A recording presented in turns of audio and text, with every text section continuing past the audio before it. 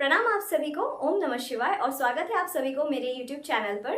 तो इस वीडियो के माध्यम से हम जानने की कोशिश करेंगे Ketu in the first house, यानी कि केतु जब लग्न में ही बैठते हैं तो ये कैसा रिजल्ट देते हैं और इसके सिग्निफिकेंस क्या क्या है। तो जैसे अगर हमें Ketu in the first house समझना होगा तो पहले हमें जानना होगा कि फर्स्ट हाउस क्या क्या रिप्रेजेंट करता है, इसके सिग्निफिकेंस क्या क्या है और केतु देव का सिग्निफिकेंस क्या क्या है, केतु देव कैसे है, इस सब के बारे में जानना अत्यंत जरूरी है। तभी हम जान पाएंगे, समझ पाएंगे कि केतु जब फर्स्ट हाउस में बैठते हैं तो ये जातक को कैसा रिजल्ट दे पाते हैं। तो चलिए पहले बात करते हैं फर्स्ट हाउस के बारे में, ये क्या है।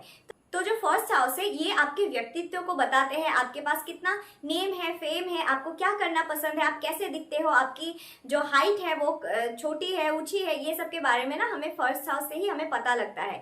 जैसे कि अगर केतु फर्स्ट हाउस में बैठे हुए अगर व्यक्ति को हम देखें तो आपको, क्योंकि केतु जो है वो थोड़ा सा हाइट कम देते हैं, तो अगर केतु फर्स्ट हाउस के आपके है या आपके कोई भी आसपास के व्यक्ति के Ketu in the first house है तो आप देख पाएंगे कि वो इंसान का हाइट थोड़ी सी छोटी होती है। चलिए हम केतु के बारे में पहले जानते हैं। तो केतु एक छाया ग्रह है, ये एक ऐसा प्लेनेट नहीं है जैसे वेनस है, जुपिटर है, ये एक ऐसा प्लेनेट नहीं है। राहु और केतु जो है इनको एस्ट्रोलॉजी में छाया ग्रह माना जाता है और इन लोगों के पास अपने राशि नहीं है। जैसे मंगल जो एरीज जो राशि है वो मंगल का है, जैसे कुंभ राशि है वो शनि का है, ऐसे इन लोगों के पास कोई ग्रह का पूरा ओनरशिप नहीं है। इसके कारण ये जो भी घर में बैठते हैं वैसा ही वो फल देने लग जाते हैं, वो घर से रिलेटेड। और इसके लिए हमें ये देखना बहुत जरूरी हो जाता है कि लग्नेश जो है वो कहाँ पे बैठे हैं।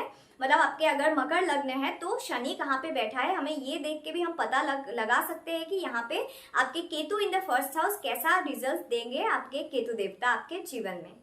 तो चलिए अब बात करते हैं, जब फर्स्ट हाउस में किसी जातक के केतु महाराज बैठते हैं तो ये क्या क्या फल देता है। देखिए केतु सबसे पुराना ग्रह माना गया है, जो बहुत ओल्डेस्ट ग्रह माना गया है। तो चलिए अब बात करते हैं केतु फर्स्ट हाउस में कैसे कैसे रिजल्ट्स देते हैं। तो केतु देखिए एक बहुत ही ज्यादा आध्यात्म की प्लेनेट है केतु। तो जब केतु फर्स्ट हाउस में आपके बैठते हैं, आपको ना जो हमारी जो यूनिवर्सल पावर है, जो भगवान है, उनपे बहुत ज्यादा भरोसा होते हैं। और अगर ऐसे व्यक्ति को कभी कभी भगवान पे भरोसा ना भी हो तो भी वो ये चीज मान के ही चलते हैं कि कोई तो है ऊपर, कोई तो है, ऐसे यूनिवर्स को ही वो मान लेंगे कि कोई मुझे देख रहा है, मैं किसी को समर्पित हो जाऊं, ऐसे भाव Ketu in the first house वाले व्यक्ति को मिलता ही है। और ज्यादातर तो Ketu in the first house लोग भक्ति से जुड़े ही होते हैं। पर इसमें एक दिक्कत ये आ जाती है, इसमें ये आध्यात्म को परस्यू करने के लिए जब केतु अगर आपके फर्स्ट हाउस में बैठेंगे तो इसका मतलब राहु आपके 7th हाउस में बैठेंगे। तो ये क्या करता है, राहु खींचता है कि आप बिजनेस बनाओ, आप पैसा बनाओ, आप बहुत सारे पैसा बनाओ, ऐसा वाला राहु व्यक्तित्व देते हैं। क्योंकि जो हमारे 7th हाउस है वो मैरिज का घर है और वो हमारे पार्टनरशिप, जो बिजनेस हम करते हैं, उसका भी घर माना गया है। इसी के कारण ये मटेरियलिस्टिक दुनिया में खींचना चाह रहा होता है व्यक्ति को, जातक को, लेकिन केतु फर्स्ट हाउस में बैठ के उनको आध्यात्म की तरफ खींचते हैं। इसी के लिए ये प्लेसमेंट के साथ एक अच्छा चीज नहीं है कि ये व्यक्ति थोड़ा सा भ्रम में रहता है, क्योंकि इसको एक समय में ऐसा हो जाएगा कि मैं भक्ति में ही चली जाऊं, मैं आश्रम में चली जाती हूँ या मैं आश्रम ही बना लेता हूँ अगर मेरे पास कैपेसिटी है तो, ऐसा भी कभी सोचता है। और क्षण भर बाद वो ऐसा भी सोचने लग जाता है कि अरे मेरे दिमाग में तो ये आइडिया आ रहा है, ये अगर मैं बिजनेस कर लूंगी तो मुझे बहुत अच्छा लगेगा। ऐसे वाले व्यक्तित्व तो भी देखा जाता है, क्योंकि राहु और केतु हमेशा एक दूसरे से ऑपोजिट बैठते हैं। तो ये राहु के कारनामे होते हैं जो आपके जो जीवन में स्थिरता नहीं आ पाते हैं। ये 7th हाउस में राहु बैठ जाते हैं जब फर्स्ट हाउस में केतु बैठते हैं, इस प्लेसमेंट के वजह से होता है।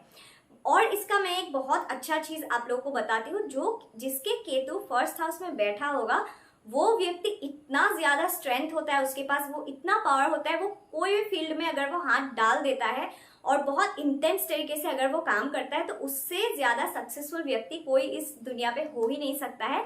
इसका कारण ये है कि मंगल, हमें सबको पता है कि मंगल बहुत ऊर्जा का कारक है, मगर मंगल जिस ऊर्जा से, जिस इंटेंसिटी के साथ काम करते हैं, उससे 10x इंटेंसिटी के साथ केतु काम करते हैं। इसीलिए केतु को हम मंगल से भी बहुत ज्यादा फास्ट मानते हैं कि ये बहुत जल्दी आपको जो ट्रांसफॉर्मेशन है वो देने के लिए इनके पास कैपेसिटी होता है, केतु महाराज के पास।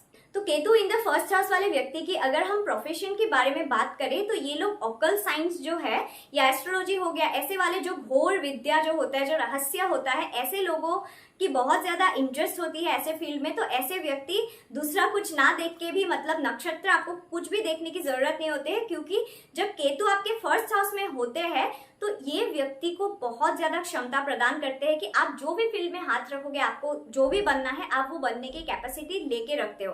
क्योंकि केतु जब फर्स्ट हाउस में बैठते हैं तो इसमें पितृ, जो हमारे पितृदेव है, हमारे जो पूर्वज है, उनकी कृपा आपके ऊपर सदैव बनी रहती है। और इसमें एक बहुत सुंदर बात है Ketu in the first house जातक के लिए कि आप जो भी कुल में अभी हो, जहां पे आपके जन्म हुआ है, वो आपने खुद ही चूज किए हुए होते हैं। यानी कि आप अभी जो भी फैमिली में हो, आपने खुद से, जब आप यूनिवर्स में घूम रहे थे तो आपने डिसाइड किया था कि इसी घर में, इसी कुल में मुझे जन्म लेना है। तो ये आपने खुद चूज करके आए हो। तो इसीलिए आप कभी भ्रम में मत रहना कि मुझे अच्छा फैमिली नहीं मिला या मुझे अच्छा कुल नहीं मिला। नहीं, ऐसा बिल्कुल नहीं है। ये आपने ही चूज किया था उन लोगों की परिस्थिति सब देख के कि मुझे इसी कुल में जन्म लेना है। तो क्योंकि ये बहुत ओल्डेस्ट प्लेनेट है, और Ketu in the first house वाले व्यक्ति को मैं हमेशा कहती हूँ कि आपको अपने ईगो को छोड़ना ही पड़ेगा। अगर आप ईगो को नहीं छोड़ोगे तो आप ये जीवन में जो भी आप प्राप्त करने के लिए आए हो, वो चीज आप प्राप्त नहीं कर पाओगे। तो इसके लिए क्या है, अगर केतु आपके फर्स्ट हाउस में बैठ रहे हैं तो आप मेडिटेशन कीजिए, कोई भगवान के ऊपर आप पूरा कंप्लीटली सरेंडर कर दीजिए और अपने ईगो को खत्म कीजिए। क्योंकि क्या हो जाता है ना, जो केतु जब फर्स्ट हाउस में बैठता है तो इंसान को इतना ज्यादा सीखने की जरूरत नहीं पड़ती है। जैसे कोई स्किल सीखने के लिए अगर एक इंसान को 2 महीने का समय लगता है, तो Ketu in the first house वाले व्यक्ति ये चीज 10 दिन में सीख सकता है। लिटरली 10 दिन में सीख सकता है। तो इससे क्या है, थोड़ा सा ईगो आ जाता है व्यक्ति में कि मुझे तो आता है, मुझे सीखने की क्या जरूरत है, इससे मैं ऊपर हूँ।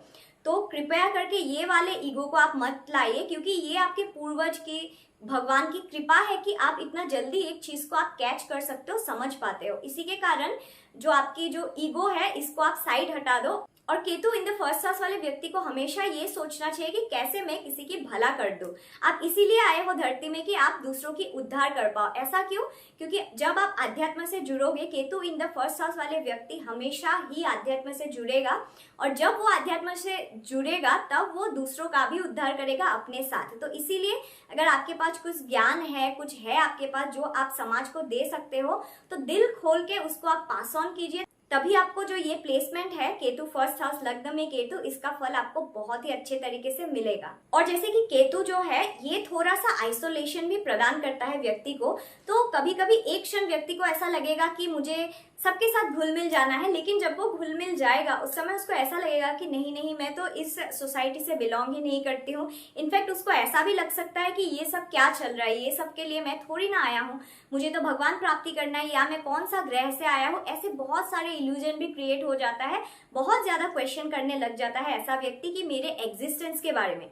और जहां पे केतु बैठते हैं आप हमेशा आप देखोगे कि वो जगह पे आप सेटिस्फाइड नहीं हो पाते हो।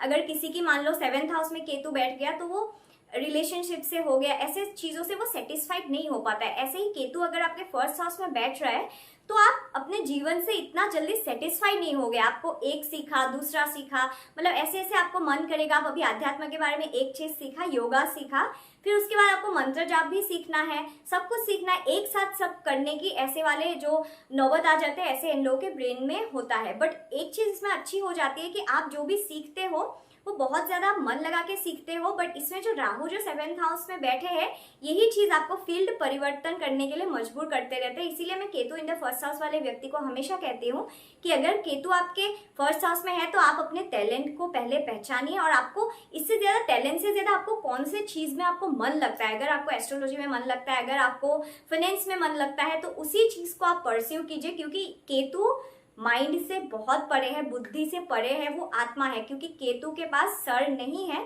सर नहीं है इसका मतलब ये नहीं कि केतु हेडलेस प्लेनेट है तो आपके पास दिमाग नहीं है। No, it has the ultimate intuition power. एक जातक को इतना ज्यादा इंट्यूटिव बना सकता है ये कि ये सामने वाले को देख के बता देगा कि ये कैसा सोच रहा है आपके बारे में, क्या है। सो केतु की जो फर्स्ट हाउस में है, ये हमेशा से बहुत मिसअंडरस्टैंडिंग सा एक प्लेसमेंट एस्ट्रोलॉजर्स कभी कभी बोलते हैं। बहुत लोग मानते हैं कि ये अच्छा नहीं है, but I am telling you guys, if you have Ketu in the first house, you have immense potential to gain anything. आप कुछ भी सीख सकते हो, आप कुछ भी कर सकते हो, बस आपको अच्छी तरीके से मन लगा के वो काम करना है। अगर आप पढ़ाई भी कर रहे हो तो बहुत ज्यादा मन लगा के आप उसी चीज को पढ़ो, और थोड़ा सा ईगो को हटा के आप साइड में हटा के पढ़ो, तो आप हर फील्ड में बहुत जल्दी सक्सेसफुल हो सकते हो।